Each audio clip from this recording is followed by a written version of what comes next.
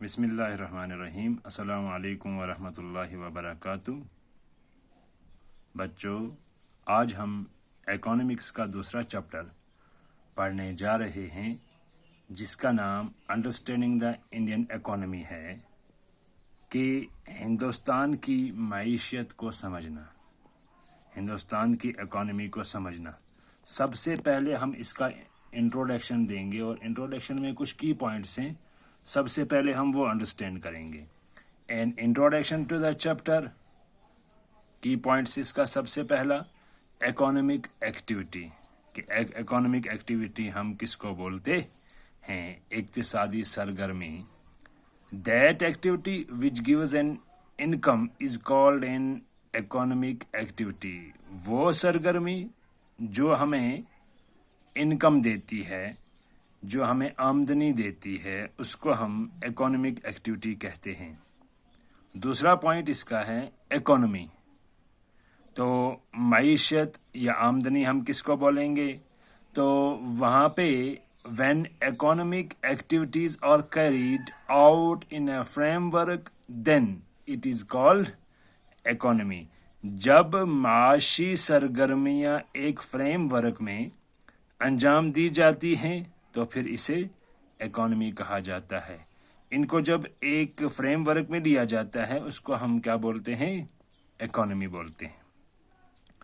तीसरा पॉइंट है secondary activities. Secondary activities जो हैं और those activities in which primary goods are used to produce some other commodity. सानवी सरगर्मी वो सरगर्मी है जिनमें इब्तिदाई सामान, जो पहला जो सामान होता है, कुछ दूसरी शय पैदा करने के लिए इस्तेमाल हो जाए या होता है कि एक चीज़ इस्तेमाल हुई हो उसी चीज़ से और उसी से फिर दूसरी चीज़ को इस्तेमाल करना, पैदा करना या उसके बाद उसको इस्तेमाल करना, जिसको हम सेकेंडरी एक्टिविटी कहते हैं। वो सरगर्मी जिनमें इब्तिदाई सामान कुछ दूसरी शय पैदा करने के लिए इस्तेमाल होता हो। तो इसके बाद है primary activities. Primary activities are those activities which are associated directly with land and water. Example जो इसकी है वो फार्मिंग है, हंटिंग है, फिशिंग है, एटसेट्रा। तो मैं आपको यहाँ पे ये बोलूँ कि बुनियादी सरगर्मियाँ, जो बुनियादी सरगर्मियाँ हैं वो बराह रास्त ज़मीन और पानी से वाबस्ता हैं। जैसे हम बोलेंगे काश्तकारी, जैसे काश्तकारी, इसको हम फार्मिंग बोलते हैं। इसके बाद हंटिंग है जिसको हम शिकार बोलेंगे। तीसरा जो है फिशिंग है जिसको हम माहीगीरी या फिशिंग तो आपको समझ में आता है, etcetera.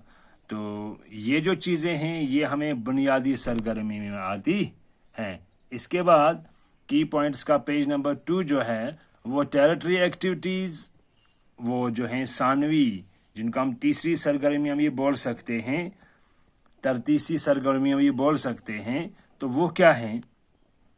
All those activities which link the producers and consumers are called territory activities. Retail store, wholesale shops and banks are some of its examples.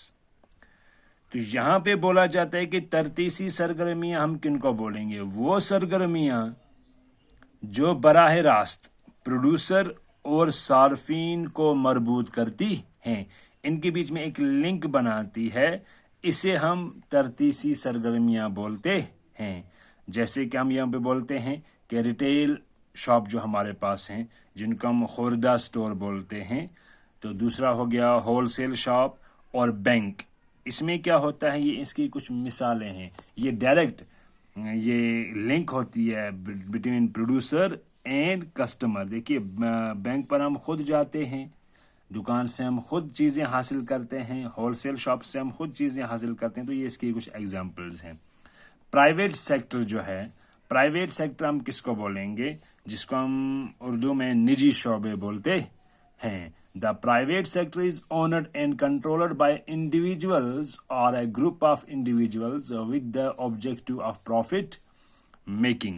تو نجی شعبے مالکانہ اور کنٹرول افراد کے ذریعے ہوتا ہے یا نفع کے مقصد کے ساتھ افراد کا ایک گروپ ہوتا ہے. تو پبلک سیکٹر جو ہے اور controlled and owned by the government with the aim of social welfare in general. عوامی شعبے جو ہیں، عوامی شعبے پبلک سیکٹر جو ہے کو عام طور پر معاشرتی جو ہے، جو معاشرہ ہے، جو ہمارا سوسائٹی جو ہماری ہے، اس کی بہبودی کے مقاصد کے ساتھ حکومت کے زیر کنٹرول اور اس کی مالکیت حاصل ہوتی ہے. تو یہ جو عوامی شعبہ ہے یہ ڈائریکٹ کیا کرتا ہے، ہمارے سماج میں جو بھی بہبودی کا کام ہوتا ہے اس کو کرنے کے لیے یہ تیار رہتا ہے، اور اس کا جو کنٹرول ہے وہ کس کے ہاتھ میں ہوتا ہے؟ گورنمنٹ کے ہاتھ میں ہوتا ہے. تو پیج نمبر 3 جو ہے اس کا کی پوائنٹس کا وہ ہے ان امپلائمنٹ، بے روزگاری. It is a situation in which a section of people who are able and willing to work but do not find gainful work. یہ ایک ایسی صورتحال ہے جس میں لوگوں کا ایک طبقہ جو کام کرنے کے قابل اور اہل ہے لیکن فائدہ مند کام نہیں پاتا ہے. ان کو فائدہ مند کام، ویسا کام نہیں ملتا جو یہ چاہتے ہیں. Disguised employment، یہ کیا ہے؟ ڈسگائزڈ بولتے ہیں بد نظمی کو یا منحرف قسم کی بے روزگاری. It is a situation in which more people are engaged in an activity than the required ones. It is a situation.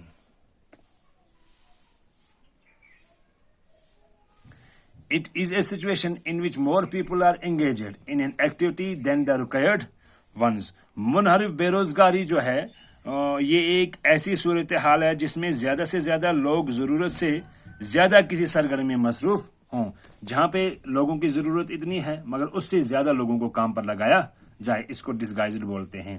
Main cause of unemployment کیا ہے؟ اس کا مین کاز، جو بے روزگاری کا مین کاز ہے وہ کیا ہے؟